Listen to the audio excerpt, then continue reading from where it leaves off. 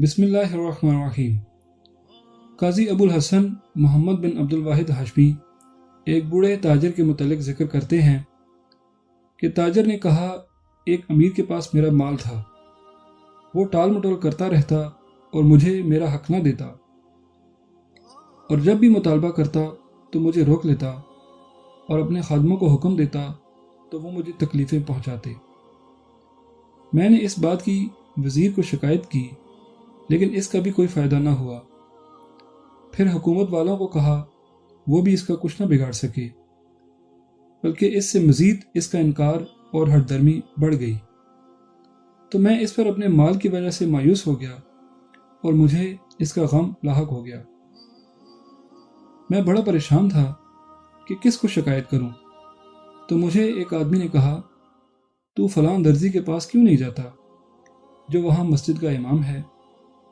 میں نے کہا، یہ درزی ظالموں کے ساتھ کیا کرے گا جبکہ حکومت والے اس کا کچھ نہیں بگاڑ سکے۔ آدمی نے کہا، وہ درزی ان کا بہت کچھ کرے گا، جن کے پاس تو نے شکایتیں کی ہیں ان سے زیادہ حق دلوانے والا اور خوف پیدا کرنے والا وہ آدمی ہے، اس کے پاس جاؤ، شاید وہاں کوئی رستہ مل جائے۔ تاجر کہتے ہیں، میں نے اس کا ارادہ کر لیا، اگرچہ میں اس کے معاملے میں زیادہ مطمئن نہ تھا۔ میں نے اسے اپنے مال کی تفصیل بتائی اور مظالم کا تذکرہ کیا جو انہوں نے مجھ پر ڈھائے تھے۔ وہ میرے ساتھ اٹھ کر چل پڑا۔ جب امیر نے اس کو دیکھا تو اعزاز و اکرام میں کھڑا ہو گیا اور میرا حق ادا کرنے میں بڑی جلدی کی اور پورا بغیر کسی کمی کے ادا کر دیا، جیسے کوئی بڑا معاملہ نہ ہو۔ اس درزی نے صرف اتنی بات کی کہ اس آدمی کا حق ادا کر دو ورنہ میں اجازت دیتا ہوں۔ اسی سے امیر کا رنگ تبدیل ہو گیا اور میرا حق پورا ادا کر دیا۔ تاجر کہتے ہیں کہ میں اس درزی کی کمزور حالت اور جسم کو دیکھتے ہوئے بڑا تعجب ہوا کہ کیسے امیر نے اس کی اطاعت کی۔ پھر میں نے درزی کی خدمت میں کچھ مال پیش کیا، اس نے کچھ قبول نہ کیا اور کہا کہ اگر میں ان چیزوں کا ارادہ کرتا تو میرے پاس بے شمار اموال ہوتے۔ میں نے تعجب سے اسے پوچھا کہ امیر نے کیوں کر اس کی بات مان لی اور جلدی سے مال دے دیا، اس کی کیا وجہ ہے؟ پھر وہ کہنے لگے، اس کا سبب یہ ہے کہ ہمارے پڑوس میں ایک ترکی امیر رہتا تھا، وہ حکومت کے بڑے آدمیوں میں سے تھا اور خوبصورت جوان آدمی تھا۔ ایک مرتبہ ایک حسین عورت کے پاس سے اس کا گزر ہوا جو غسل خانے سے نکلی تھی۔ اس کے جسم پر بڑے عمدہ اور قیمتی کپڑے تھے۔ یہ جوان عورت کی راہ میں کھڑا ہوا، نشے کی حالت میں تھا، جا کر عورت سے لپٹ گیا اور اس سے برا فعل کرنے کا ارادہ رکھتا تھا اور اپنے گھر کھینچ کر لے جانے لگا، اور یہ انکار کر رہی تھی، ساتھ ہی تیز آواز سے چیخ رہی تھی، اے مسلمانوں، میں خاوند والی عورت ہوں اور یہ شخص مجھ سے برا ارادہ رکھتا ہے اور گھر لے جانا چاہتا ہے۔ میرے شوہر نے طلاق کی یہ قسم اٹھا رکھی ہے کہ اگر میں کسی اور کے گھر رات گزاروں تو مجھے طلاق ہو جائے، اور اگر میں نے اس کے گھر رات گزاری تو میں طلاق والی ہو جاؤں گی، جس کی وجہ سے ایسی شرمندگی مجھے لاحق ہوگی جس کو نہ زمانہ دور کر سکے گا اور نہ ہی میرے آنسو اسے دھو سکیں گے۔ درزی کہنے لگا، میں اس آدمی کی طرف گیا اور اس کو روکا اور عورت کو اس کے ہاتھوں سے چھڑانے کا ارادہ کیا تو اس نے مجھے ایک ڈنڈا مارا جو اس کے ہاتھ میں تھا اور میرا سر زخمی ہو گیا۔ وہ عورت پر غالب آ گیا اور جبراً اس کو اپنے گھر لے گیا۔ میں واپس لوٹا اور سر سے خون صاف کیا، پٹی باندھی، لوگوں کے ساتھ عشاء کی نماز پڑھی۔ پھر میں نے جماعت کو کہا، فلاں شخص نے جو میرے ساتھ اور عورت کے ساتھ کیا وہ تم جانتے ہو، چلو اٹھو، میرے ساتھ اس کو روکیں اور عورت کو اس سے چھڑائیں۔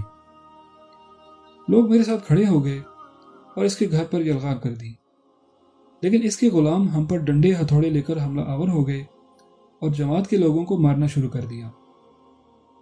مجھے بھی سخت چوٹ آئی جس سے خون نکل آیا۔ ہمیں اس گھر سے نکال دیا گیا۔ اس وقت ہم بڑی ذلت آمیز حالت میں تھے۔ میں گھر کی طرف لوٹا، رستہ میں بڑی تکلیف ہوئی اور بڑی مشکل سے گھر پہنچا۔ جا کر بستر پر لیٹ گیا لیکن نیند نہ آئی۔ بڑا پریشان ہوا کہ کیا کروں کس طرح عورت کو اس کے ہاتھوں سے چھڑاؤں تاکہ اپنے گھر لوٹ کر اپنے گھر رات گزارے اور اس پر طلاق واقع نہ ہو۔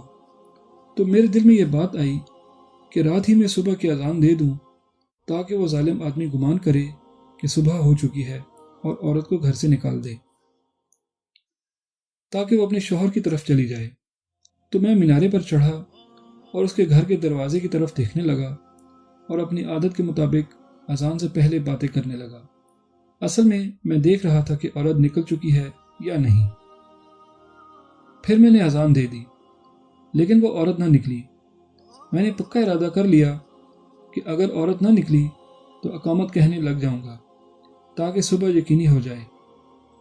میں یہی دیکھ رہا تھا کہ عورت نکلی ہے یا نہیں کہ اچانک راستے شہ سواروں اور پیدل پا آدمیوں سے بھر گئے اور وہ کہہ رہے تھے کہ کہاں ہے وہ شخص جس نے اس وقت اذان دی ہے۔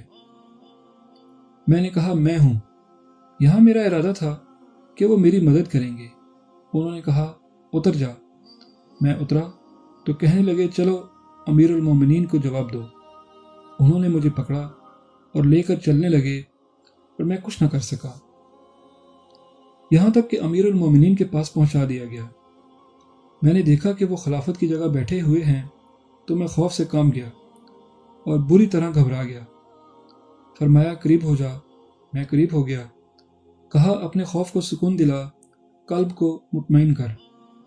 امیر المومنین بڑی نرمی سے پیش آتے رہے یہاں تک کہ میں مطمئن ہو گیا اور میرا خوف چلا گیا۔ پھر پوچھا کیا آپ ہی ہیں جس نے اس وقت اذان دی ہے؟ میں نے عرض کیا جی ہاں۔ امیر المومنین نے پھر دریافت فرمایا کس چیز نے تجھ کو اس وقت اذان دینے پر اکسایا جبکہ رات کا بقیہ حصہ گزرے ہوئے حصے سے زیادہ باقی ہے؟ تو نے شک میں مبتلا کر دیا روزے داروں، نمازیوں اور مسافروں کو۔ میں نے عرض کیا اے امیر المومنین مجھے امن دیجیے تاکہ میں اپنا قصہ آپ سے بیان کروں۔ فرمایا تو امن میں ہے؟ تو میں نے ان کو اپنا قصہ بیان کیا۔ درزی کہتے ہیں کہ امیر المومنین سخت غضبناک ہو گئے اور حکم فرمایا کہ امیر اور عورت کو حاضر کیا جائے چاہے کسی بھی حالت میں ہو۔ تو دونوں حاضر کر دیے گئے۔ تو عورت کو شوہر کے پاس دوسری عورتوں کے ساتھ بھیج دیا جو بااعتماد تھیں اور ان کے ساتھ ایک بااعتماد آدمی بھی تھا، اور اس کو حکم دیا کہ اس کے شوہر کو امیر المومنین کی طرف سے عورت کو معاف کرنے، درگزر کرنے اور اس کے ساتھ احسان کرنے کا حکم دے دے، اس لیے کہ اس کے ساتھ زبردستی کی گئی ہے، یہ مجبور ہے۔ اس کے بعد امیر المومنین اس جوان کی طرف متوجہ ہوئے۔ دریافت فرمایا تیری کتنی روزی ہے اور کتنا مال ہے، کتنی باندیاں اور بیویاں ہیں؟ اس نے بہت سی چیزیں ذکر کی۔ امیر المومنین نے فرمایا ہلاکت ہو تجھ پر، جو اللہ نے تجھے دیا ہے کیا وہ کافی نہیں ہے کہ تو نے اللہ کی حرمت کو توڑا اور اس کی حدود سے تجاوز کیا اور رہنمائی کرنے والے پر بھی جرأت کی، اور وہ بھی تجھ کو کافی نہ ہوا یہاں تک کہ تو نے ایسے شخص کو مارا، توہین کی اور خون آلود کیا جس نے تجھے اچھی بات کا حکم کیا، بری بات سے روکا۔ لیکن اس کے پاس کوئی جواب نہ تھا۔ خلیفہ نے حکم صادر فرمایا کہ اس کے پاؤں میں زنجیریں اور گلے میں توق ڈال دیے جائیں اور اسے اون کی کھال میں ڈال دیا جائے تاکہ گرمی لگے۔ چنانچہ خلیفہ کے حکم پر عمل ہوا۔ پھر کوڑوں سے پٹائی لگائی گئی یہاں تک کہ میں خوف کرنے لگا کہ اس کی جان چلی جائے گی۔ پھر خلیفہ نے حکم فرمایا اس کو دریائے دجلہ میں ڈال دیا جائے، یہ اس کی آخری سزا تھی۔ پھر ایک سپاہی کو حکم دیا کہ جو بھی اس کے گھر سے مال اور دوسری چیزیں جن کو اس نے بیت المال سے حاصل کیا تھا حاضر کی جائیں۔ پھر خلیفہ نے اس نیک درزی کو فرمایا کہ جب بھی آپ کسی بڑے یا چھوٹے غلط کام کو دیکھیں، اگرچہ اس کے بارے میں کیوں نہ ہو، پھر سپاہی کی طرف اشارہ کیا، اگر مجھے ملنے کا اتفاق ہو سکے تو صحیح، ورنہ تیرے میرے درمیان اذان علامت ہے، لہٰذا آپ اذان دے دینا کسی بھی وقت، خواہ ایسا ہی وقت کیوں نہ ہو۔ درزی فرماتے ہیں کہ اسی وجہ سے میں سرکاری لوگوں کو حکم نہیں دیتا، لیکن وہ فوراً اطاعت کرتے ہیں، اور جس چیز سے بھی منع کرتا ہوں معتزد سے خوفزدہ ہو کر چھوڑ دیتے ہیں، اور اب تک اس وقت کی مثل میں اذان دینے کی ضرورت نہیں پڑی۔